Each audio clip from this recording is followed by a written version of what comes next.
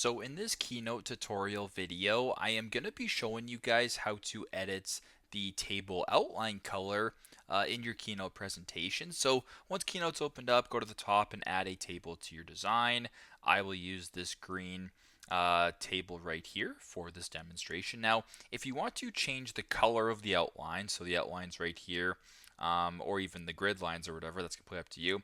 It's super simple. Press on the table right here, go to the right, press on where it says table outline right here. And if you want to change the color, where it says color right here, you can either press the color wheel to open up this, you can use the color wheel, the slider, you can just use the very basic colors right here. You can go to the pencil crayons, whatever the case may be. So if you wanted to do a pink background right there, I'll just make it a little bit larger so it's easier for you guys to see.